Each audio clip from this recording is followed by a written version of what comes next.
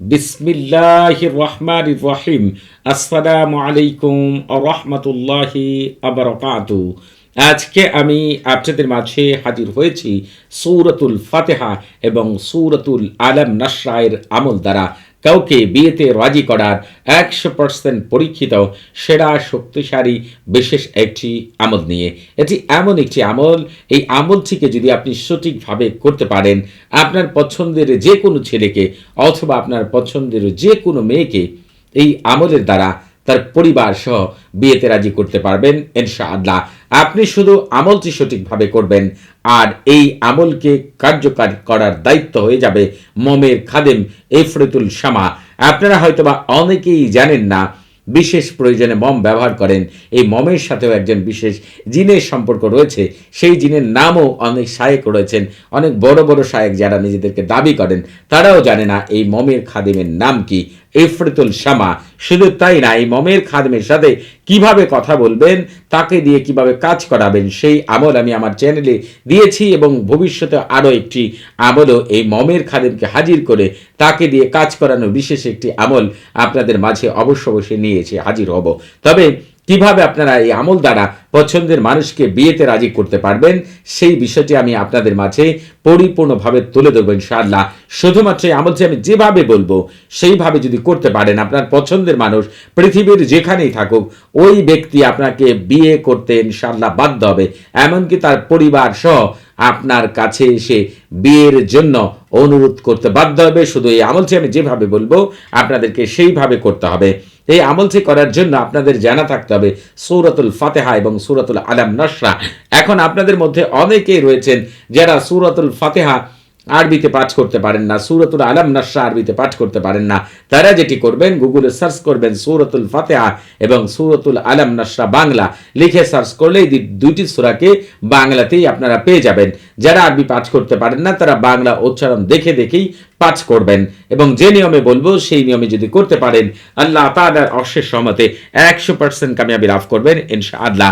তবে আমি আপনাদেরকে, যারা আরবি পাঠ করতে পারেন, তাদেরকে সূরাতুল ফাতিহা আমি আপনাদেরকে দেখিয়ে দিচ্ছি। যে দেখেন, বিসমিল্লাহির রহমানির রহিম, আলহামদুলিল্লাহি রাব্বিল আলামিন থেকে ওয়ালাদ-দাল্লিন পর্যন্ত এই পুরো সূরাটি প্রত্যেকে নামাজের মধ্যে পাঠ করে থাকেন। এখন আমি আপনাদেরকে সূরাতুল আলাম নাশরা একটু দেখিয়ে দিচ্ছি। দয়া করে আপনারা সূরাতুল আলাম নাশরাটা দেখে নেবেন। একটু আমি আপনাদেরকে দেখিয়ে দিচ্ছি। তারপরে আশা করি অনেকের এই পবিত্র সূরাটি মুখস্থ রয়েছে। এই যে আলাম নাশরাহ লাকা সাদরাক থেকে শুরু করে ওয়া ইলা রাব্বিকা ফারগাব এই পর্যন্ত সম্পূর্ণ সূরাটিকে আপনারা একটু ভালো করে দেখে রাখুন। এখন আমি আমলের পুরো নিয়মটি আপনাদেরকে যেভাবে বলবো সেইভাবেই আমলটি করবেন, একটু এদিক সেদিক করবেন না। এই আমলটি করার জন্য পাক পবিত্র হয়ে ওযু করে জায়নামাজে বসে কিবলামুখী হয়ে মুখে মিষ্টি জাতীয় জিনিস নিয়ে তারপরে আমলটি শুরু করবেন। এই আমলটি করার আগে এই উদ্দেশ্যে 2 রাকাত নফল নামাজ আদায় করবেন।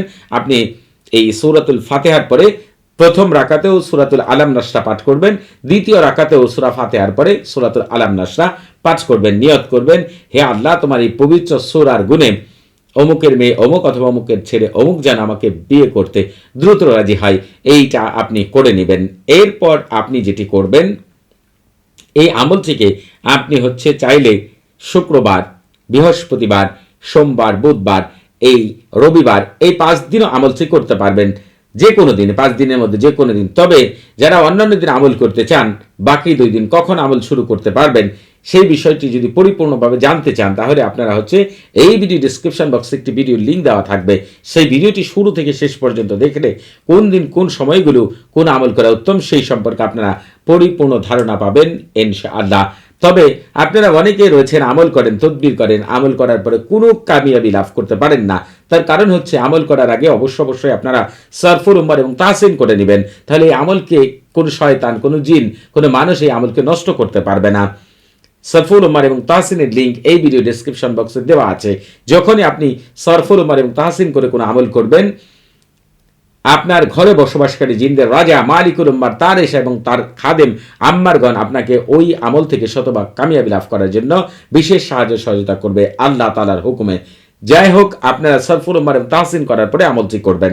তবে এই আমল করার জন্য বাজার থেকে আপনারা যে কোনো একটি মম কিনে আনবেন, তবে মমটি এক দামে কিনে আনবেন, আর কিছু মধু কিনে আনবেন, এই মধু এক দামে কিনে আনবেন। এরপরে হচ্ছে একটি নির্জন কক্ষে বসে আপনি যেটি করবেন, মনে করবেন এই মমটি হচ্ছে যার জন্য আপনি হচ্ছে আমল করছেন, যাকে বিয়েতে রাজি করবেন, সেটি হচ্ছে এই মনে মনে চিন্তা করবেন এবং তার গায়ের মধ্যে মধু মাখবেন এবং মমটিকে আপনার সামনে রাখবেন।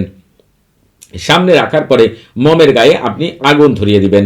ধরিয়ে দেওয়ার পরে সূরাতুল ফাতিহা আপনি প্রতিবারই বিসমিল্লাহির রহমানির রহিম সহ 41 বার পাঠ করবেন এবং সূরাতুল আলাম নাসরা 41 বার পাঠ করবেন। তবে সূরাতুল আলাম নাসরার ক্ষেত্রে শুরুতে শুধু একবার বিসমিল্লাহির রহমানি পাঠ করবেন। এরপরে মোমের যে আগুনটি রয়েছে আপনার হচ্ছে বৃদ্ধা আঙ্গুলি এবং শাহাদাত আঙ্গুলি দ্বারা ওই মোমের আগুনটাকে নিভিয়ে ফেলবেন টিপ দিয়ে ধরে।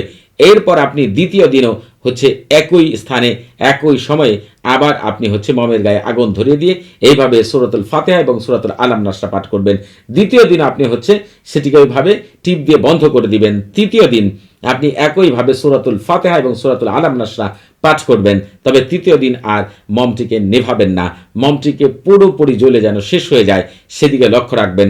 যখন মমটি পরিপূর্ণভাবে জ্বলে শেষ হয়ে যাবে, কোনো নিভবে না, তখন ধরে নেবেন ইনশাআল্লাহ আপনার পছন্দের মানুষ অতি দ্রুতই আপনাকে বিয়ে করতে রাজি হবে এবং অতি দ্রুতই সে তার পরিবার নিয়ে আপনার কাছে আসতে বাধ্য হবে ইনশাআল্লাহ। শুধুমাত্র এই আমলটি করার পরে হয়তো আপনার 2-3 দিন সময় লাগতে পারে সে সম্পূর্ণ ঠিক হতে, অর্থাৎ বিয়েতে রাজি হতে। আপনারা হচ্ছে 2-3 দিন অপেক্ষা করবেন, আল্লাহ তাআলার অশেষ রহমতে ইনশাআল্লাহ অবশ্যই কামিয়াব করবেন। এবং আপনারা এই আমল করার আগে অবশ্যই আমার কাছ থেকে ইজাজত নিয়ে আমল করবেন। আপনাদের বুঝতে কোনো প্রকার সমস্যা হলে, কোনো কিছু জানার থাকলে, কোনো কিছু বোঝার থাকলে প্রতি শুক্রবার এবং শনিবার সকাল 9টা থেকে রাত 11টা পর্যন্ত এই নাম্বারে কথা বলতে পারবেন। তবে নামাজের সময় নাম্বারটি বন্ধ থাকবে, সেদিকে খেয়াল রাখবেন। সবাই ভালো থাকবেন। আসসালামু আলাইকুম ওয়া রাহমাতুল্লাহি ওয়া বারাকাতুহু।